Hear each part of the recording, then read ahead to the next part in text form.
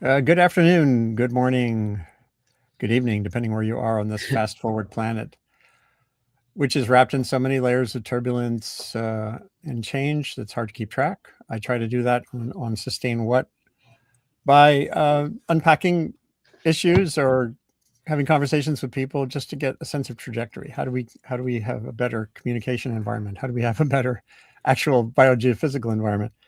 And today we're going to circle into the world of journalism through Sammy Roth, who's a great energy and climate reporter. He has deep passions. He's committed to this train that I stepped onto in 1985, which I still, it's hard for me to believe. When I was writing about nuclear winter, actually, when I was at NCAR, I went to NCAR in 1984. I don't, Sammy, you're older than that, right? But not No, not that I'm much. not. I'm not. Sorry, Andy. You've been doing this since before I was born. Oh, so seriously, oh my God. No, seriously. I was born in 1992, so you've got years and years on me. You've laughed at Oh me a my bunch of Lord. times. I'm gonna just stop right now because I can hand off to you. Yeah, That's so it. We're done. and now there's this threat to shut down NCAR, and as a journalist, trying to figure out where's your starting point amid all of this is almost impossible. But Sammy, you started in the energy realm with work at the Desert Sun, which I guess became part of USA Today's It was ecosystem. part of the Gannett Company, which is USA Today is the flagship. Yeah, I started there out of college in 2014. That's cool. And you did a lot of good work there. Well, you've Oh done a lot man, of you've good got work. my old page up. I'm kind of surprised that even still exists. Yeah, well, it's not so recent the work, but there's your recent work. Yeah, So if anyone wants to dig back to the roots of Sammy's writing, just Google for Desert Sun and Sammy Roth, and you can find out yeah. work on water, on solar expansion and solar issues, regulatory questions, and then you went to the LA Times, obviously, where Yep. you 2018 started at the LA Times. right, which is where I met you face to face pre-COVID when I was visiting Sewell Chan, who was the opinion editor at the time, I think. And I was really excited to meet you because I'd seen so much of the good work you were doing. Was 2000? When did you? How long ago did you start the column at the LA So I Times? started as the energy reporter at the end of 2018, and then they made me the climate columnist in I think fall of 2023. So my last 2 years there was climate columns. And Right, I was which doing gives a you your weekly newsletter called Boiling Point for several right, years before that, which continued until the end. right, and you've handed that all off. We'll get back to the LA Times in a minute, and because I want to focus on your new project first. And now here you are in the world of Substack, Yes. uh, which I joined, I guess, something like it could be 3 years ago. I don't know. It all blends together. And so I thought let's start with you just sort of laying out a bit about your learning journey as a journalist on this beat. What initially got you back in the desert days, focused on energy, climate, water, and then maybe a little bit about the LA Times time, and then what brought you to this new domain? Sure. I mean, I guess I was interested in climate change in college. I studied sustainable development and I worked on the student newspaper. And so I kind of wanted to put two and two together. And I mean, with climate change, it was pretty simplistic for me. I was interested in politics. I was one of those kids who just, had that kind of sensibility, and climate just felt like, why is this not simpler? I mean, even at the time, it just, 10 or 12, 15 years ago, I felt like, why have we not figured this out yet? This seems pretty straightforward. I'm sure you've been dealing with that for 40 years.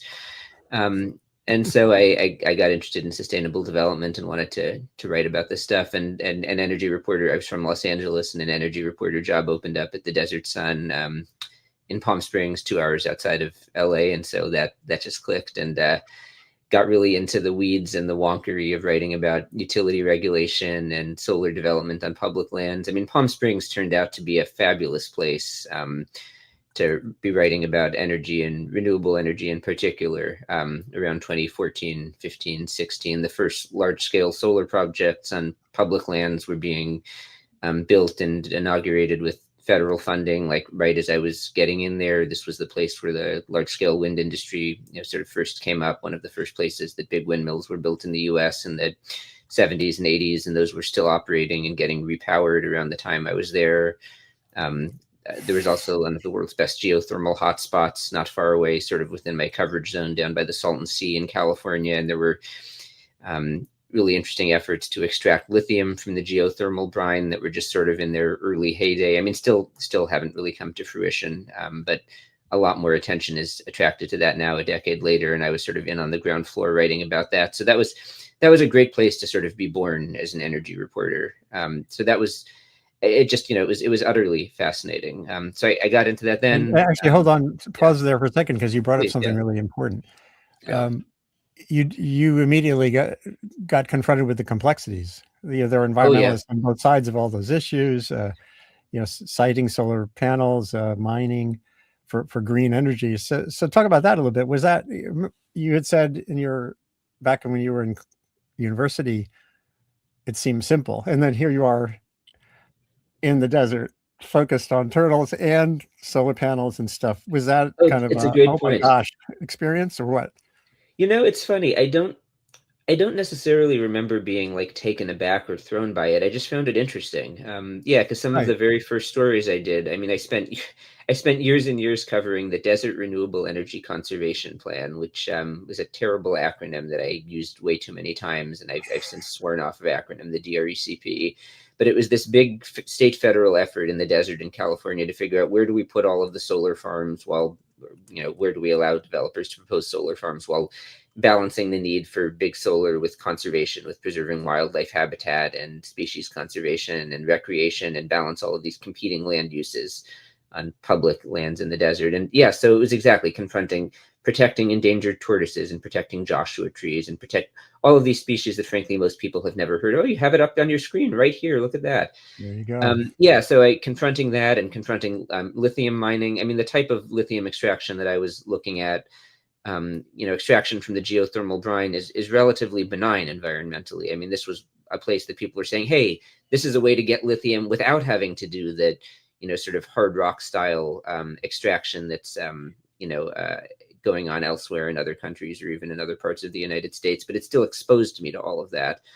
With wind turbines, definitely was learning quite quickly about, avian impacts and birds and all that. So like I said, I don't remember thinking, oh my God, this isn't what I thought it would be. It was just like, wow, this is fascinating stuff. Like, these are hard stories. Like, people need to know all of this. And, with rooftop solar as well, one of the main storylines I was tracking those first few years was the battles over net metering in California, the incentive program by which people were compensated for the electricity that their rooftop solar panels generated, that they were compensated by their utility companies.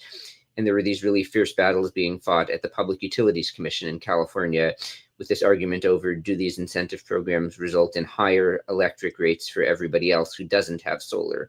And some people said, yes, that happens. And some people said, no, that's a fantasy invented by the utilities.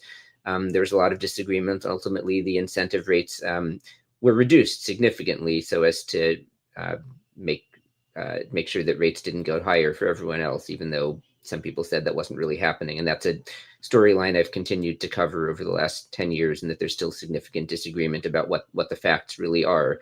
So I've covered a lot of issues where even among environmentalists, among people who care deeply about climate change, people are not on the same page about, what the facts are, even when they agree on the facts, what the right solutions are, what the right trade-offs are. That has never thrown me from, in climate colored goggles you see on the screen there. That's the title of my newsletter now. I think we should be evaluating everything through sort of climate as the first framework, climate as, sort of the highest imperative. I would say there are folks in the environmental movement who maybe don't see things that way or aren't operating in practice with that principle. And I think we should all be operating with that principle because of the urgency and because of the timelines that we need to operate on. But that doesn't mean that these stories aren't important, that we shouldn't be, at least have all the facts, understand what all the trade-offs are. And I've been doing that since the beginning. Yeah. Do you think so? Your focus really is substantially on emissions reduction as the pathway you see most important at the moment.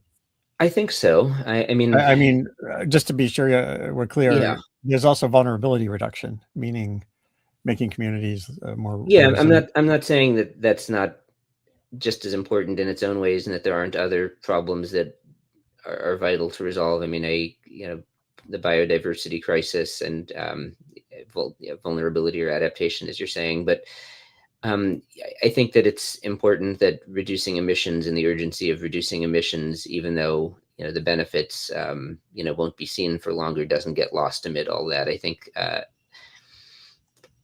Yeah, I think that it's important that there are people really beating the drum hard on that, right. because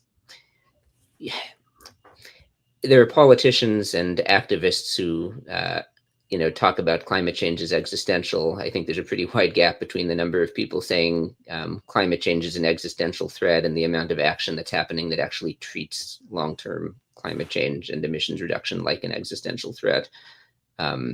And so I'm definitely in favor of taking that approach to my writing and my reporting. Yeah, so let's take this. We didn't let's jump back to LA Times stuff too, and maybe to Yeah. again Yeah. the Sorry, getting way reality. ahead of ourselves here. No, I did it. It was my fault. Yeah. Uh, but let's talk about the LA Times, which was in between the Desert Yeah. Sun and now. What were the benefits and the challenges of that kind of arena? I was at the LA Times actually for a year. I was a reporter there in 1985, 86 when they were getting ready to start a science section like the New Oh, York wow. Times.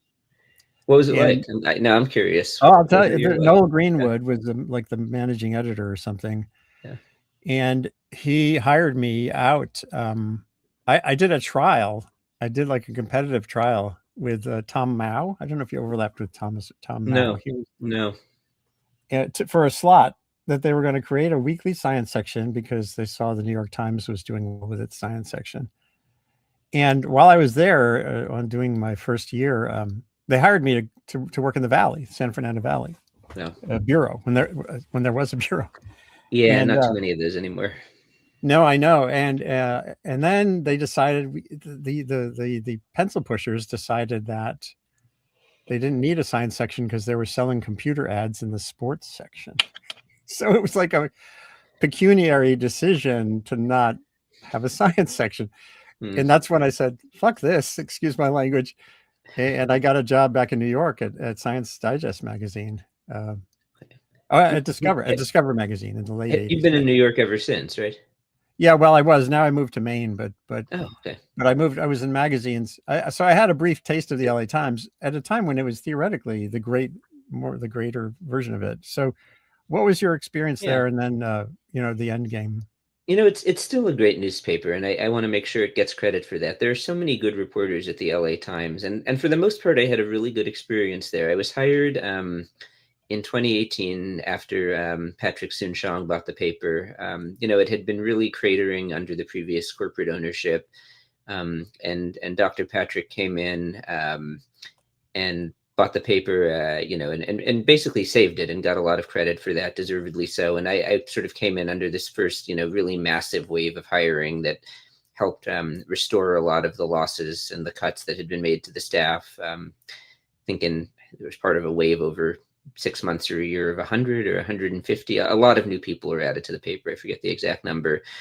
And they really brought up there was a really robust, and still is, a really robust climate and environment team. It's one of the strongest teams at the paper. I think at the peak, before we had a couple people take buyouts, and more recently, I think one or two folks, someone reassigned to breaking news. But I think at the peak, there were like, I want to say 15 people, counting editors, on the climate and environment desk. Wow. I mean, it's still like maybe 10 or 12 people. I mean, it's a strong desk. Yeah. And I, just really fabulous colleagues, really, made great friends on that team. We got a water reporter and a wildfire reporter, and someone who does wildlife, and an investigative reporter, and someone covering utilities and doing investigations. I mean, it's, there's not another climate environment team like that anywhere, outside of the East Coast of the United States, in this country. Right. It's certainly one of the few places that had a climate columnist. And they're actually Yeah. hiring for that job now, as I understand, not to bring back a climate columnist, which is sort of a unique position they created for me, but to hire an energy reporter of some kind, which was the job that I was originally hired for. Hmm. No, I mean, what was great about it was that they pretty much just let me set my own agenda. I mean, I followed my nose, first with energy and then with climate more broadly. You know, see on the screen here with your scrolling, I had a pretty wide range of things. Anything that I just thought was interesting or important, they let me cover, as long as there was, if the audience was there for it, and the audience was always there for it. Stuff all over California, the Western United States, as long as there was some kind of nexus or relationship to California. I started by doing a lot of the same types of energy policy and energy politics stuff that I did with the Desert Sun. I shifted, more towards climate commentary broadly, and ended up doing a lot of the sort of climate and culture stuff that I've now transitioned to full time with this newsletter.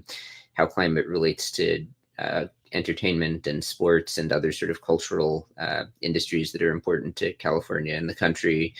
More political commentary, more national stuff, but no, I just they really let me run free, and that was great. I mean, more recently at the LA Times, as some folks may have heard, ownership has cut the budget a lot, and there's been a bunch of layoffs and buyouts, and the staff has really contracted as a whole at the paper, and it's become a somewhat more difficult place to work, which is why you've seen a lot of reporters leave voluntarily on top of the cuts, which has been unfortunate.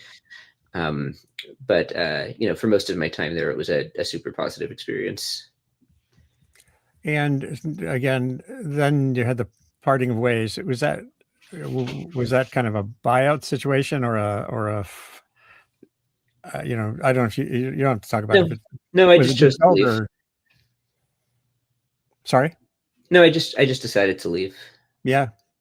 Yeah. No, it was a couple different things. I mean, you've seen it happen. A lot of reporters are choosing to go to Substack, especially reporters who, and I was in the fortunate position that, over the years of, especially the years of writing a newsletter. I mean, I've been writing, at the Desert Sun, I'd been writing a weekly newsletter called The Current, and then especially at the LA Times, writing Boiling Point for the last 5 years. It sort of built up a personal following, and so I was in the sort of privileged position of thinking, okay, if I go to Substack, I think a lot of folks will follow me there and be willing to pay for it. And so, like plenty of other journalists in that position, I made the Substack decision and just thought, I think I can support myself rather than depend on a legacy media institution.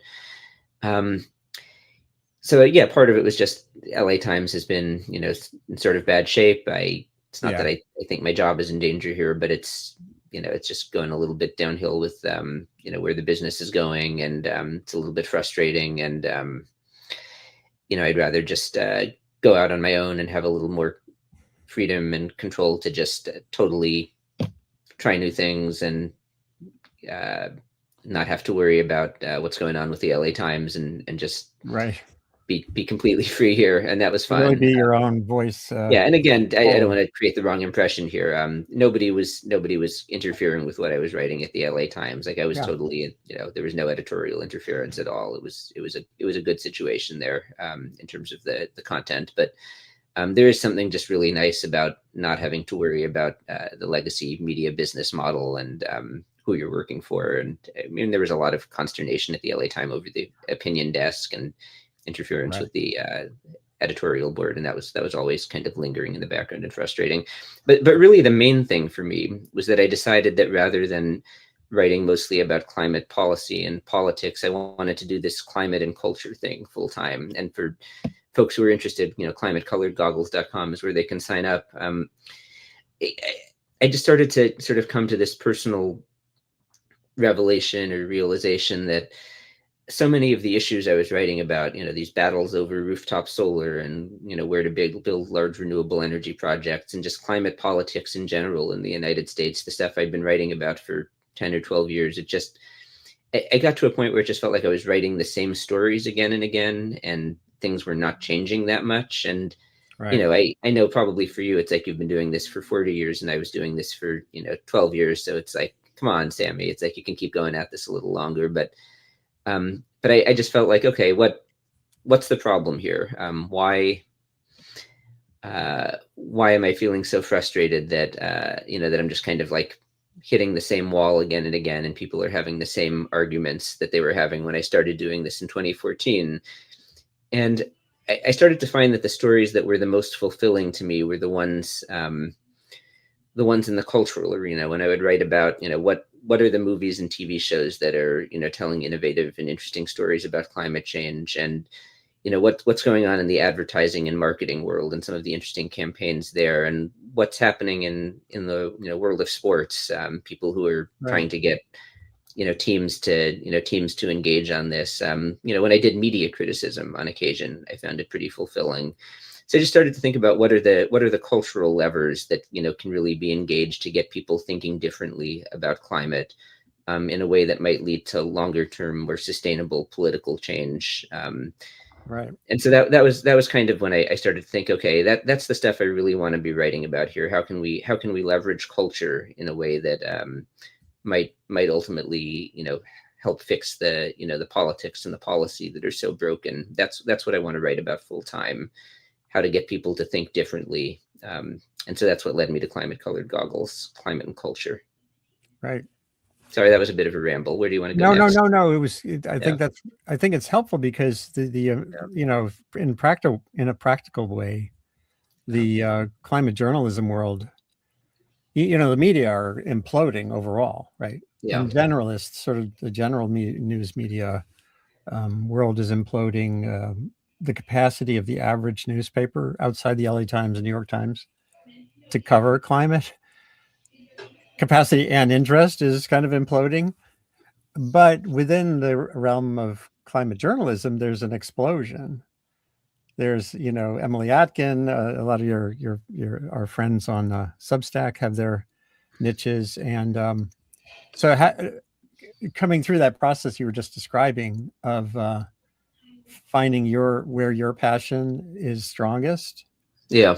will help you find your place amid that whole Yeah. array. Here's the bestsellers in climate environment. Emily, was an early starter here along with David Roberts. David's been interesting. He was a real generalist too.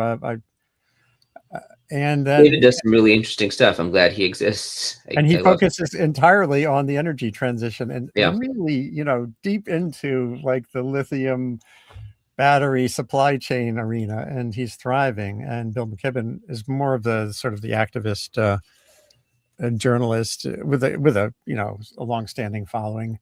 Emily is very much about the fossil fuel accountability, like others who are not on Substack, like Amy Westerfeld. So I think going through that process of finding your niche is really a key thing. Yeah, and I'm glad that there's so much good traditional climate journalism that's happening, and I'm very grateful that it still exists. I mean, in some ways I feel bad about leaving the newspaper role, because I still depend on what the LA Times is reporting and what the New York Times is reporting, and Right. nonprofits like Canary Media and High Country News and Inside Climate, like they play such a vital role. And so there's a part of me that's like, man, that's an incredible service, and why did I stop doing that? But also, yeah, there's an audience for this. There's, I think, a need for it. I've been grateful to find that there's people who are willing to support the niche and non-traditional role that I'm taking on here, and so I'm excited to keep finding my voice and finding different angles. And like I said, I think that people want what I'm doing, so I'm going to keep doing it. Yeah, and getting back to your pieces on car culture, which Yeah. is so much a California thing, and not just California. I mean, I live in Maine, and you can't do anything here realistically without a car. Yeah, that issue of the transition to EVs or even PHEVs or even hybrids is Yeah. still a big chunk of that is cultural. It's Yeah. about behavioral norms and advertising. And so talk about that a little bit. Let's just talk about the transportation side of things and how that culture element relates. Well, the pieces about car culture, by the way, were partly about EVs and hybrids, but even more than that, just about cars in general, and about just. And by the way, this one is under paywall right now, but free preview for your viewers here, that I'm going to send out a non-paywall version of this later in the week, in hopes Oh, of cool. enticing people to see what's behind paywall right now and get a paid subscription for future paywall pieces, which I haven't done too many of so far. But this two-parter was inspired in part by, actually, I have it right here, Life After Cars, a wonderful new book that was just put out by Sarah Goodyear and Doug Gordon, who are the hosts Wait, of the hold it up More. again. Hold it Oh, up yeah. again. I've got the screen bigger. Oh, yeah. Life After Cars, Sarah Goodyear, Doug Gordon, Aaron Naparstek. Sarah and Doug host the War on Cars podcast. And they're good people. And, my point with those pieces was not to say like everyone should stop driving cars, which is unrealistic and I think counterproductive to make an argument like that. But, but more to just, get others and myself, frankly, thinking about what are the harms and downsides of cars that we just tend to ignore and put out of our minds because they're inconvenient for us. And I would say that that's maybe a thread that runs through a lot of the stuff I've been writing. Not to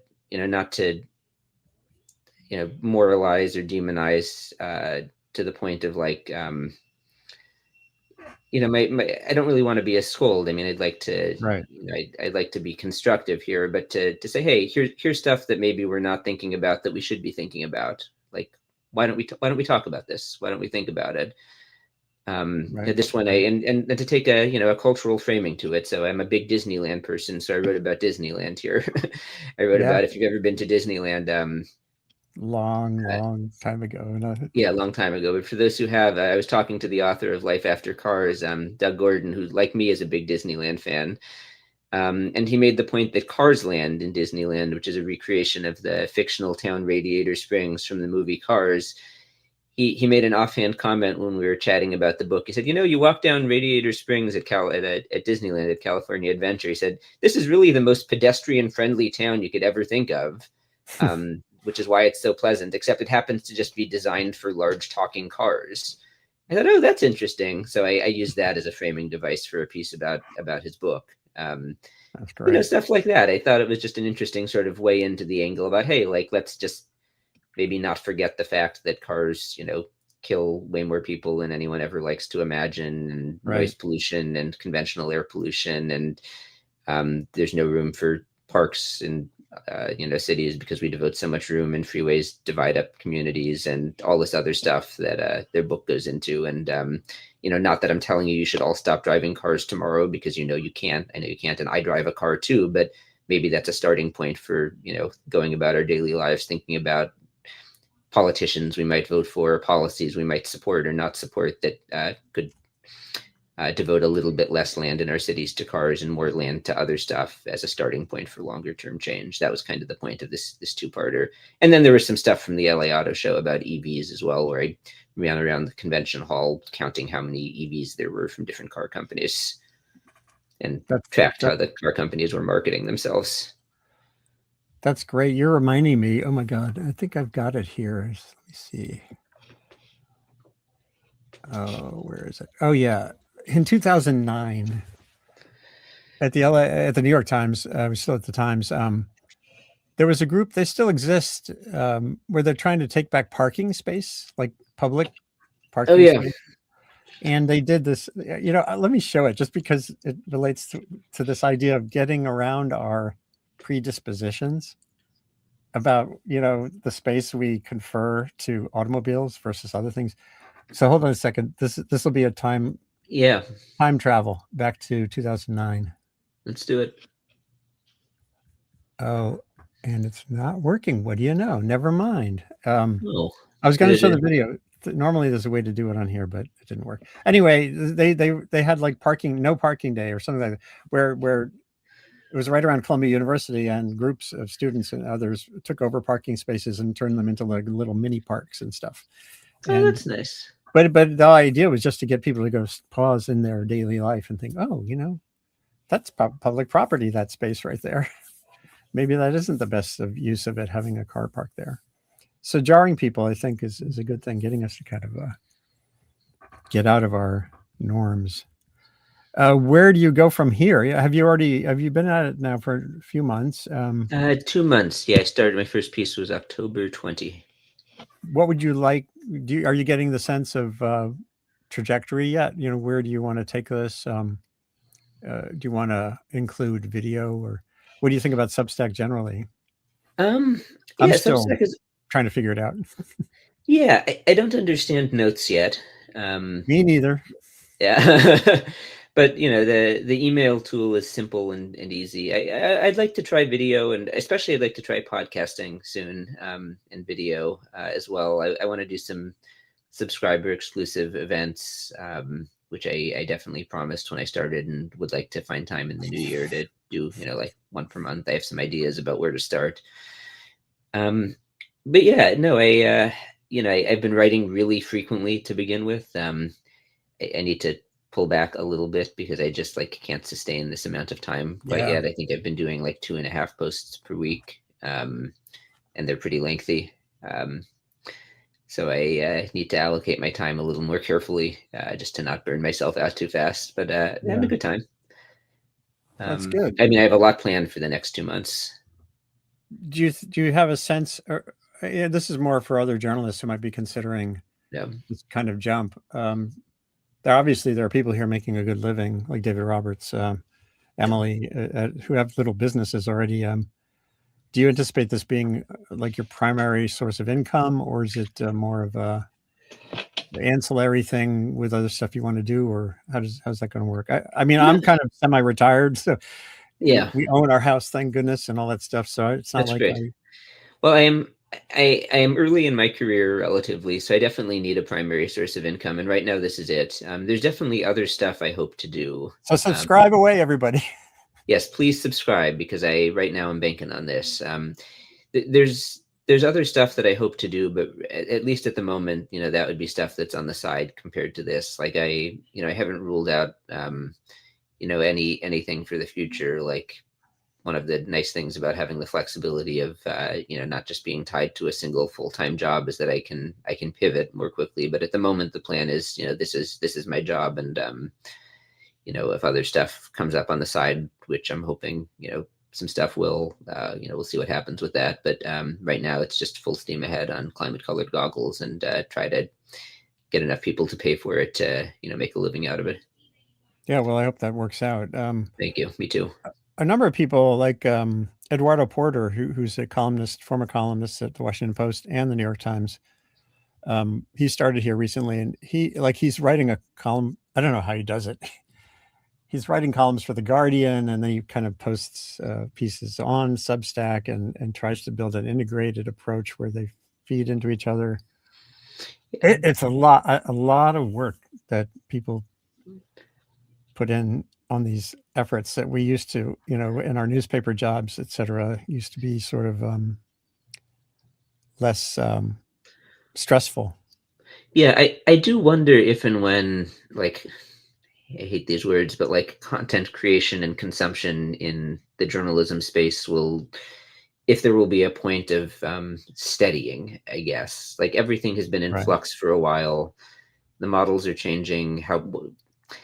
Is there going to be a point of equilibrium reached, or is it just going to be sort of in flux forever from now on as technology and modes of consumption continue to shift? I'll be curious to see what happens with that. Like, it would be nice if we reached equilibrium so that like people like me who are in the business of, finding things out and telling people stuff, don't have to just learn new skills all the time. And we can just focus on, I know. focus on gathering information and distributing it. But man, I don't think that's going to happen. I wish, everyone has this dream that things will stabilize. And like when I talk to young journalists or journalism students now, I kind of say the first order of business is adaptability and resilience, personal resilience. And then you also have to know like how to write a story and how to be factual and all you're going to that. need to know how to write a story eventually. Right. That's where AI is kicking in, not to mention so many, like even audio podcasts increasingly now are hubbed on YouTube or on video podcasts. Because you mentioned David Roberts. That's most of what he does these days. He doesn't, as far as I can tell, write too much. He does podcasts. And part of that was physical. I don't know if you saw when he was writing about I remember. his arms, his hands stopped working. Yeah. which gets back to this issue of personal sustainability. It's kind of sustain what? Sustain your hands. Well, yes. Yeah. I mean, my approach to, in a perfect world, like the reason I call my thing sustain what is I'm trying to convey what I consider the key norm of journalism is asking questions, like asking series of questions. So the same way a prosecutor would, because the way to get toward reality, however complex or simple it is by parsing things out, like not starting with climate emergency, but saying who is in a state of climate emergency? How do you define emergency? And then where do we go with that information? And what I would love to do is like be able to close up shop so that, everyone sort of develops a more interrogatory approach to information, meaning the audience.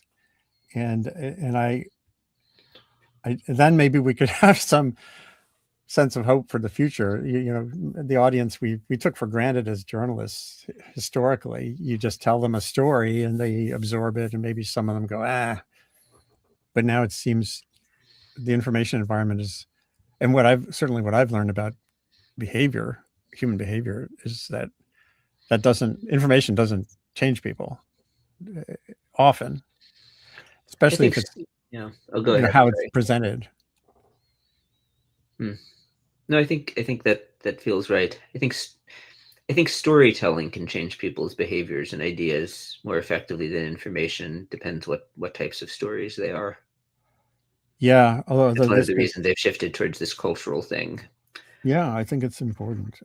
Yeah, just telling people. Have you ever talked to? Unfortunately, not that effective sometimes. Well, I know, and then comes someone like Trump, who's like the master storyteller. Yeah. Who, in times of stress, people migrate towards simple stories, and people just say, "Follow me, and it'll all be great." And windmills suck, and it's a tough situation. One person I've known forever, who lives in Malibu there, Randy Olson, is kind of a science communication trainer, evangelist. He's really interesting in terms of his analysis of story and narrative. Part of which builds on the work of the South Park guys. I don't know if you ever seen there was a documentary about South Park. No. Where Trey, I can't remember which one of them is saying, when we're in the writing room, they got this board and anytime you see an and on the board, so-and-so goes to the market and buys eggs, you have to replace it with a but or a therefore. And that, because then you're telling a story. And, I went to the market and I bought some eggs and I made an omelet. Like, okay. But I went to the market and as I got to the counter, I realized I didn't have my wallet, but a stranger gave me money and I got the eggs and blah, blah, blah. Conflict, drama, turns in the road. And Randy, he's done a lot of good work, not just in science arena, but in analyzing speeches and stuff. And he said Trump is like the master, unfortunately. But he's training people at the World Bank and elsewhere in how to tell a better story around science and policy. He'd be a cool person for you to get on the. Yeah, Randy Olson. I'll look him up. He wrote a book a long time ago called "Don't Be Such a Scientist," which is about science communication, and it was really cool. He's right there. Let's see. I wanted to. Someone saying hi from Berlin. Oh, hello. Nadia Yvette Chambers. Hallochen aus Berlin. I don't see questions, but if anyone out there has a question for Sammy or for me on journalism and how we can do things better, post for the next few minutes. What else should we talk about? We could talk a little bit more about the work. So, especially Hollywood. You're there, and you've done a lot of pieces, both when you were at the LA Times and now on the role of those screens, small screens and big screens. Yeah, what they could do better and what they're doing now. So maybe just talk through a couple of these stories. So here's one. Oh yeah, train dreams. Well, I mean, this is something I started writing about at the LA Times. There were some interesting studies done, mostly out of USC but by some independent consulting groups too. Good Energy, and they worked with Colby College, some researchers there, looking at how often climate change and sort of related subjects were mentioned in film and television. And basically the finding was that very small percentage. There were studies looking at the last, forgetting, 5 years, 10 years, and God, let me just. Can we share my screen? Yes, you can actually. If you have a separate screen open, there should be a little share screen thing, and then it's a two-step process. So you have to hit that, and then I put it on screen. Let me see if I can find this here. Is it one of your posts?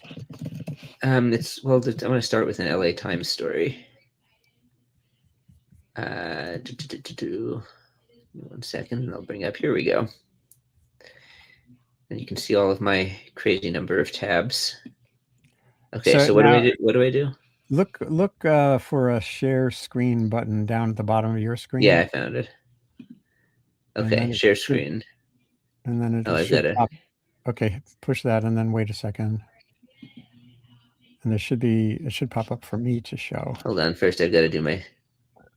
Oh. Or I could also search for. My system settings are screwed up. What's the name of the story?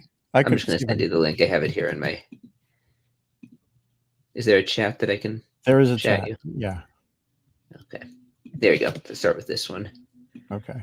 Hold on. Oh, I see. Yeah. So this was kind of my entree to Hollywood and in climate. This study that came out of USC looking at, they analyzed 37,000 scripts of TV shows and films for the second half of the 2010s,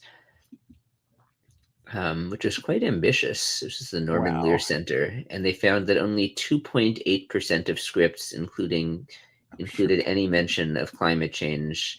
And they didn't just look at climate change. They had a list of, God, I think like 3 dozen. Yeah, they had 3 dozen different climate keywords. They had greenhouse gas, sea level, clean energy, fossil fuel.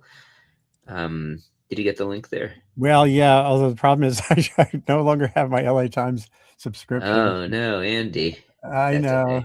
Okay. That's fine. Ignore climate. I'm going to find it. Okay. Moral of the story, yeah. Even with 3 dozen different keywords, they only 2.8% said anything about climate change or anything related to remotely related to climate change. Here we go. Oh, you got it. Okay. Well, I'll pull it up. Yeah, I'm going to pull it up in a second. You'll see. Yeah. Because the LA Times posted it on Facebook. Oh, there you go. And yeah, I love that I enjoyed that they mentioned this here. They said that they found the mention of the word dog 13 times as often as all 36 climate keywords put together. Hold on, here we go. Okay. So just repeat what you were saying about some of these findings. Oh yeah, just they had a list of 36 keywords, climate change, greenhouse gas, fossil fuel, clean energy. I'm just bring up the study here because they have all of the keywords. They did this with Good Energy, which is a consulting firm that works with, I know them. Works with studios to and writers to try to get more storylines about climate and related topics in film and television. Yeah, clean energy, climate justice, care about the planet, energy efficient, solar, wind, renewable energy, ocean pollution. I mean, they were really comprehensive, and still they only found that of the 37,000 scripts they analyzed with USC from 2016 to 2020, that 2.8% said anything about any of these topics. So quite demoralizing. At least that was my reaction to it. And then there was another thing that I wrote about a couple of years later, and I'll send this to you too, just in case you're able to bring it up. Maybe you'll find it here if you search for a climate reality check would be the term. This was something else that Good Energy did as well, with in conjunction with researchers at Colby College and the University of Utah.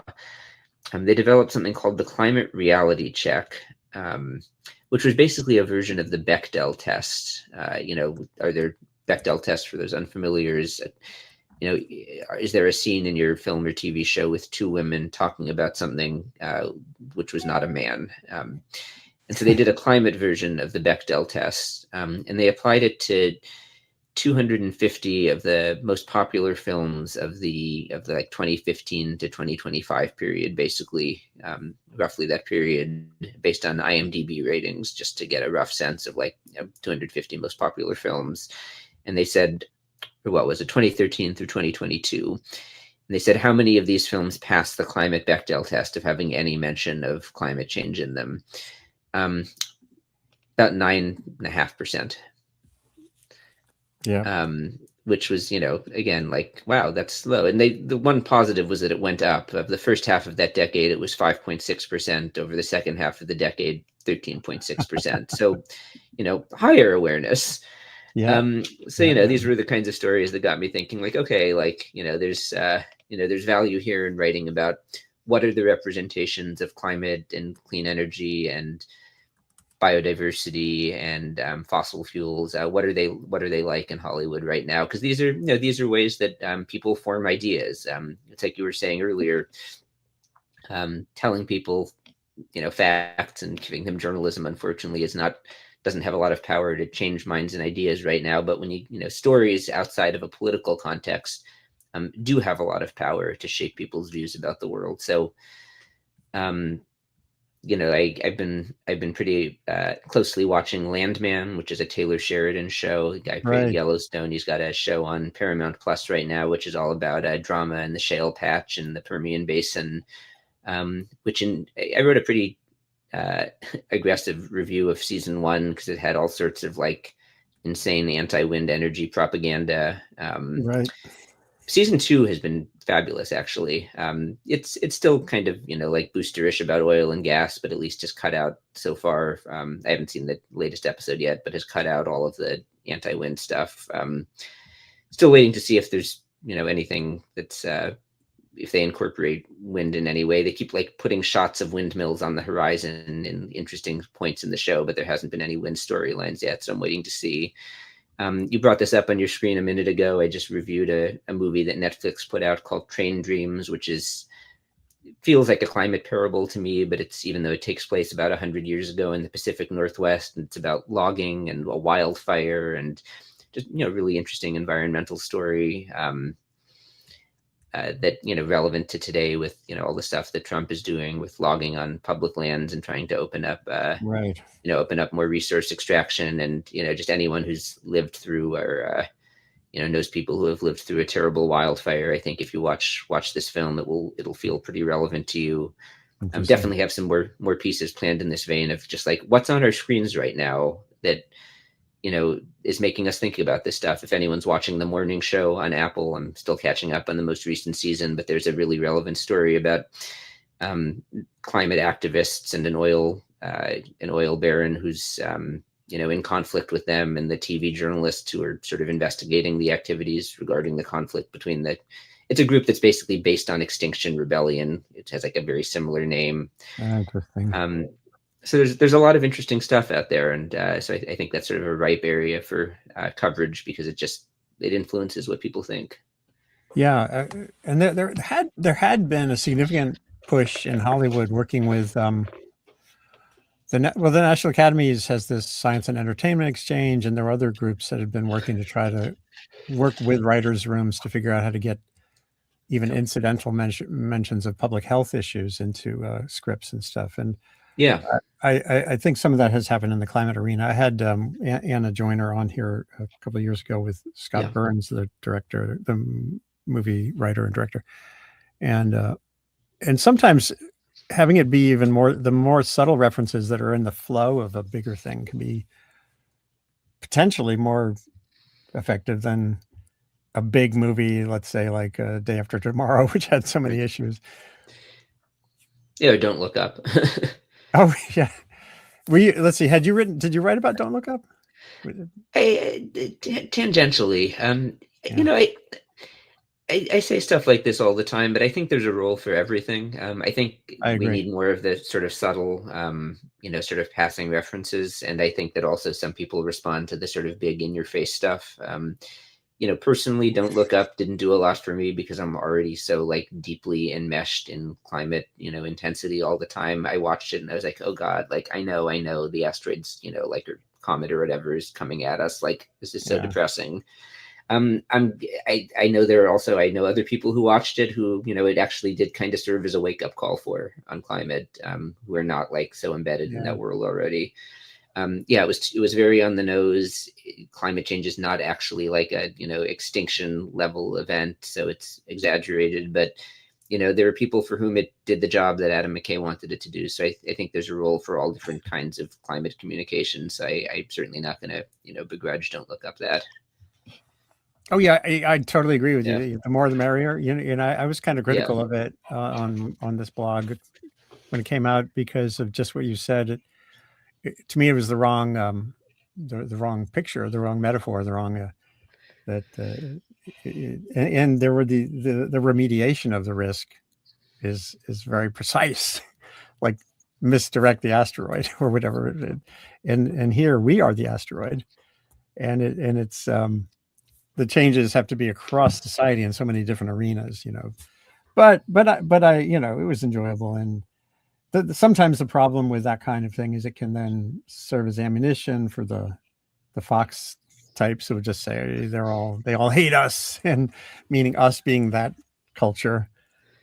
I hear that, and I also kind of think that cat is so far out of the bag that it doesn't matter anymore. Like, I think they're going to say what they're going to say almost no matter what, and that it's just not worth crafting messaging and political strategy based on the climate deniers are going to say this, or the people who don't want climate action or don't like renewable energy are going to respond by whatever. I just kind of think that's a losing and self-defeating strategy. And when you think, especially when you realize Fox News is almost entirely created as an entertainment device. Yeah. It's like, I don't know, a few things drive me crazier than people who, good faith people, or people who have the right means or the right, say it again.